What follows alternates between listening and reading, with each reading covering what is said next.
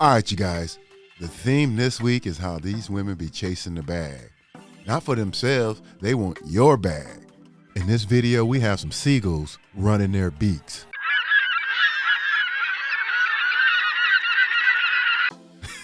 Let me say this, not all women are seagulls. Just the selfish ones that are always complaining about men and will do anything for money. I want to talk about something that I think a lot of people experience, and I've never heard anyone talk about this. So I'm going to talk about it from the perspective of dating an entrepreneurial man, a high-performing, financially successful man, because that's the only context that I know. And when I talk to other girls who are in this scenario, who are dating really wealthy guys, typically what happens is you become a part of his life, and you start kind of losing your life. Being a sugar baby can make you a lot of money, but it's almost never going to make you wealthy. Some girls are getting their rents paid, vacations, designer bags, soft life, and yes, all of that is money, but that is not wealth. That is access to someone else's money. And the problem with access is the day the person who is funding your life gets tired and he finds someone new, or the day he just decides that he's done, your entire life is going to disappear overnight. Here are 3 tips for my girls that are just starting out in the sugar baby game. Tip number 1, do not ever play about yourself. And what I mean by that is your goals, your standards, and your boundaries, your desires, for crying out loud. Those are not things that are negotiable, because the moment you start bending on those, you open up the door for men to come in and play with you. When you're dating from a place of power, every decision you make is for your betterment. So you don't lower your standards for potential. You don't compromise your boundaries for what could be, and you don't overinvest in situations that haven't proven themselves. You come first, period. And yes, there is a level of selfishness in this, but Of course you guys are selfish, but it amazes me how they speak like they have power, especially power over men with money. They have no power. This is why they come on social media acting doing all that tough talk, like they're bad, like they run shit, but they don't run anything.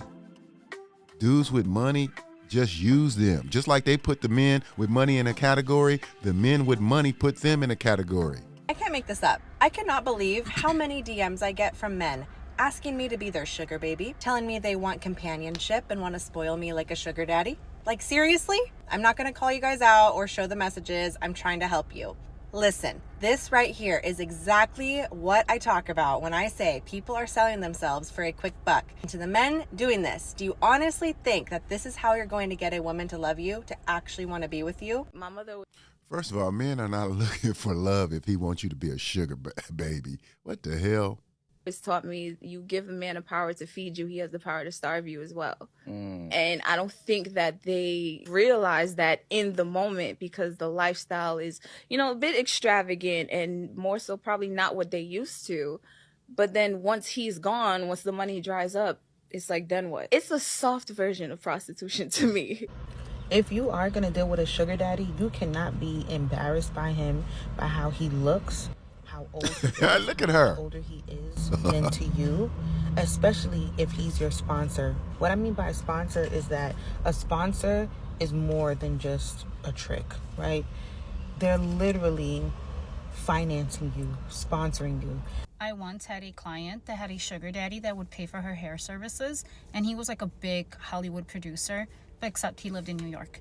And she was like, what's my total so I can let him know? So she texts him and she's like, hey, can you pay the hairstylist now? And he's like, sure, but send me her phone number and her Venmo. I wanted to go directly towards her. I don't want you to be the middleman. She's like, okay. So she gives me his number and I said, well, how much do you want to make on it? And she was like, what do you mean? And I said, well, he doesn't know the total. She's like, yeah. I was like, so your total's 15. Should we tell him 1,500, obviously? I was like, do you want to tell him it's 2,000? She goes, but if he Venmos you, he's going to see that you gave me money back. I said, no, I will sell you. She's like, sure. So I texted him. I was like, hi, this is her hairstylist. Her total was $2,000. He's like, send me your Venmo. I sent him the Venmo. He Venmos me $2,000. And then I sold her $500. So she got her hair done and she made $500. That is the hairstylist that I... Now you see that? You guys see that? This man is paying for her hair and she's still hustling. She gonna risk everything over $500. If that ain't the ultimate seagull behavior. This needs to be talked about. This needs to be discussed because I don't feel like a lot of young girls really realize the ramifications of their actions, right? Because let's really think about this. What is the job of a 304 streetwalker, lady of the night, right? They're selling cat for something monetary. What is the job of a sugar baby, gold digger, or a woman that aligns with that lifestyle? They are selling themselves in order to get something, okay? And very few of y'all are not doing that. Okay, because finessers are gone. It used to be back in the day that you would find women that had great personality, right? And knew how to get whatever they wanted out of a man without giving him anything in return. But see, a lot of y'all do not have any personality now because your main personality is TikTok. Babe. Yeah. I have questions to ask you. Sure. What do people get completely wrong about us? Definitely the first impression is they think you married me for my money. I don't know what money they're talking about. He lying. This is a prime example. Two people living delusional because they trick themselves into believing whatever they want to believe. That's the fantasy. She can't go into that relationship thinking she's a 304, and he can't go into that relationship thinking he's a trick. But that's the truth. That attract people that just do things for them, that attract partners that want to take care of them, that want to spoil them. And Nobody. It's not so much something that they attract, it's more so something that is the standard that they require. This sign does not like to get their hands dirty, okay? They don't like any sort of hard work when they can just get somebody else to do it for them.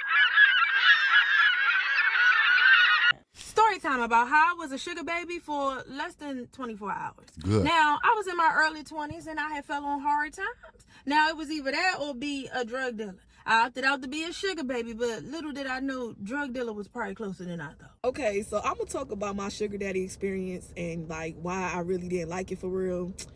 So yeah, when I tried being a sugar baby when I was like 23, and I did it just to do it for real. Like I was working at a club, you know, so I just made this man be my sugar daddy. And like a lot of girls be trying to make it seem like just because you dealing with this rich man that you about to have this certain lifestyle, and it's really not like that for real, because every rich person got their own individual personality. Like the rich dude that I was dealing with, like I wasn't his sugar baby for that long because I didn't like it, but like he was just trying to give me little $1,200 for my rent. He bought me like Ugg boots, like, you know, simple stuff. He was trying to take me to Ruby Tuesdays. Like, I thought that just because I was a sugar baby that I was about to be like in the Maldives, or he was about to buy me Chanel. But just because a dude got money don't mean he about to give you this certain time. Well, you got to understand what type of quality woman you are. Sometimes I look at my life and it feels like a movie. I wake up, I do nothing. I just see how I want to spend the day today. What do I feel like eating later on? And it actually makes me emotional when I think about how far I have come in my life. I literally remember myself living in apartments that I could barely pay the rent. They were switching off the light. And so my fridge that had like my last remaining food was just getting rotten, and they did not care because I could not even pay the rent. I'm not even saying any of this in a braggadocious way. I actually just feel so lucky. And so when I try to teach girls about dating rich men, it's not because I'm trying to think that, oh, I'm greedy or that we're entitled to men's money. Her whole conversation was just showing you how delusional she is. They don't even see the fact that you just a call girl, a pro. That's what you are, a pro 304. But what happens to seagulls like her, they'll get these sugar daddies and this become their standards. And that's the problem, because now they think they're going to find a guy and try to find real love, but still expect the man to be paying for things like their sugar daddy did. And that's the confusion right there. And that's what's messing up the game. All right, that's it for this video. Until the next one, the truth will set you free.